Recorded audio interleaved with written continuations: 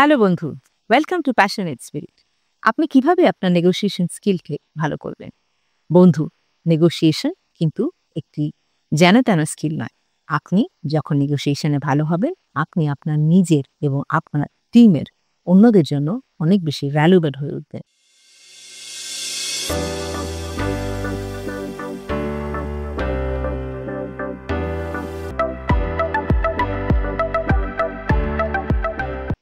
একই সাথে আপনার ফ্যামিলি স্ফিয়ারে, আপনার বন্ধুদের মধ্যে এবং আপনার নিজস্ব প্রফেশনাল স্ফিয়ারে আপনি একজন রিকগনাইজড নেগোশিয়েটর হিসেবে পরিচিত হতে পারবেন। এর জন্য বেশ কিছু প্র্যাকটিসের প্রয়োজন। আমি আমার আগের ভিডিওতে শেয়ার করেছি যে আপনি কিভাবে নেগোশিয়েশন স্কিল নিয়ে আপনার প্রফেশনাল ফিল্ডে একটি সুনাম অর্জন করতে পারেন কিংবা একটি ভালো পজিশনে আপনি নিজেকে দাঁড় করাতে পারেন। এখন এর পিছনে কিন্তু বেশ কিছু ব্যাকগ্রাউন্ড প্রিপারেশন রয়েছে। এই প্রিপারেশনগুলো আপনি কিভাবে নেবেন? বন্ধু, নেগোশিয়েশন স্কিলের ক্ষেত্রে দেখা যায় যে আমরা যেখানে where we fall short কিংবা যেখানে আমাদের খামতি থাকে কিন্তু যে আমরা স্পষ্টভাবে নিজের পয়েন্টগুলোকে অন্যের সামনে রাখতে পারি না। ধরে নিই একটি ইমাজিনারি পয়েন্টের কথা, যেখানে আমি আগের ভিডিওতে একটি ইন্টারভিউ এর কেস বলেছিলাম। তাহলে আপনি ইন্টারভিউতে যাওয়ার আগেই জানেন যে একটি বোর্ডের সামনে আপনাকে ফেস করতে হবে এবং সেখানে আপনাকে বিভিন্ন প্রশ্নের উত্তর দিতে হবে। ইন্টারভিউ রিলেটেড আমার যে ভিডিওগুলো রয়েছে সেগুলো আপনি একবার দেখে নিতে পারেন, আপনার লাভই হবে। তো যখন আপনি ইন্টারভিউ বোর্ডকে ফেস করতে যাবেন তার আগে যেহেতু আপনি জানেন যে আপনাকে বেশ কিছু প্রশ্নের উত্তর দিতে হবে এবং একই সাথে আপনাকে স্যালারি নেগোসিয়েশনও করতে হবে। যদিও এই স্যালারি নেগোসিয়েশন পরবর্তী পর্যায়ে এসে হয়, কিন্তু ইন্টারভিউতেও কিছু কথোপকথন আপনার সেই স্যালারি রিভিউ নিয়ে হয়ে থাকতে পারে বা স্যালারি ডিসকাশন নিশ্চয়ই হয়ে থাকতে পারে। সেই জন্য আপনি এই পয়েন্টগুলোকে কিভাবে অত্যন্ত কর্ডিয়ালি, মোটেই দৃষ্টিকটুভাবে না করে কি করে আপনার বোর্ডের সামনে প্রেজেন্ট করবেন। আপনি আপনার মাথায় ইন্টারভিউ বোর্ডটিকে সাজিয়ে নিন, কয়েকজন প্যানেল মেম্বারকে আপনার মাথায় আপনার সামনে বসিয়ে নিন এবং আপনি ভেবে নিন যে তারা আপনাকে আপনার স্যালারি সম্পর্কে প্রশ্ন করছেন।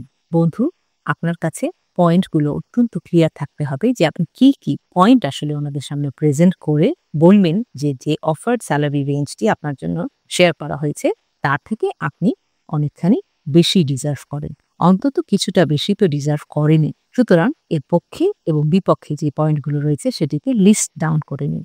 এরপরে এই পক্ষের পয়েন্টগুলোকে আপনি নিজে বারবার করে বলুন। এতে কি হবে? এতে আপনি যে পয়েন্টগুলো রেইজ করতে চাচ্ছেন সেই পয়েন্টগুলোর উপরে আপনার নিজের ব্রেইন একভাবে প্রোগ্রামড হবে এবং এগুলোকে আপনি কিন্তু অলরেডি আত্মস্থ করে নেবেন। আপনি বিশ্বাস করতে শুরু করবেন যে আপনি যে পয়েন্টগুলো বলছেন এর প্রত্যেকটি অত্যন্ত মূল্যবান, ভ্যালিড এবং অ্যাকসেপ্টেবল। আপনি আয়নার সামনে এই পয়েন্টগুলোকে কয়েকবার করে রিভাইজ করুন।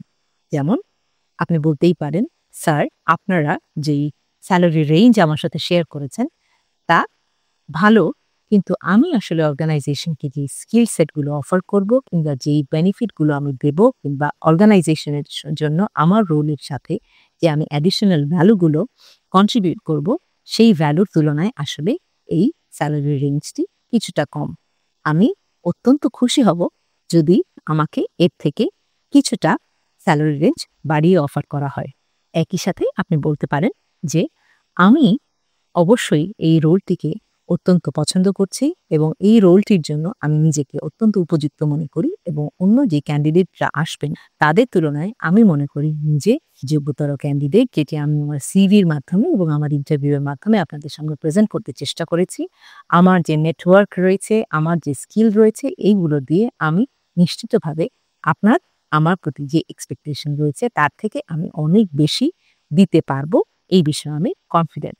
এটি নেগোসিয়েশনের একটি পর্যায়ে। যদি আপনি দেখেন যে আপনার ইন্টারভিউ বোর্ড বলছে যে আপনার জন্য যে অ্যালোকেশন রয়েছে তাতে আমাদের এর থেকে বেশি দেওয়ার ক্ষমতা এই মুহূর্তে নেই, ওকে, আপনি কিন্তু নেগোসিয়েশন সেখানে ছেড়ে দিতে পারেন না।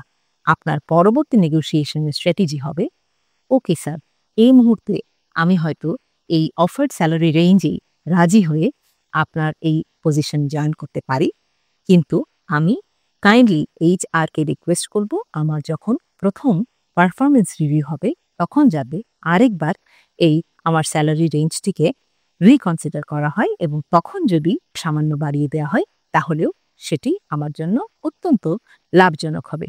এটি আমি রিকোয়েস্ট করব আমার ইন্টারভিউয়ের যে রিপোর্ট করা হবে সেখানে যেন একটু নোট নিয়ে রাখা হয় এবং পরবর্তীতে রিকনসিডার করলেও তাতে অত্যন্ত খুশি হব। বন্ধু, এখানে কিন্তু আপনি নেগোসিয়েশনে গিভ আপ করলেন না। রাদার আপনি যদিও বা সেই পজিশনে জয়েন করেন, তারপরেও আপনি এই নেগোসিয়েশনকে কন্টিনিউ করার একটি পথ কিন্তু খোলা রেখে দিলেন ওই যে নোট নিতে বলে। সুতরাং বন্ধু, কখনোই নেগোসিয়েশন স্কিলে নেভার ফল শর্ট।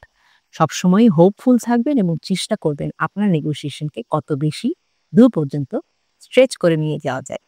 এই প্র্যাকটিস আপনি যত বেশি করবেন তত আপনি বেশি সফল হবেন। Be passionate, be positive. ভালো থাকবেন বন্ধুরা। বাই।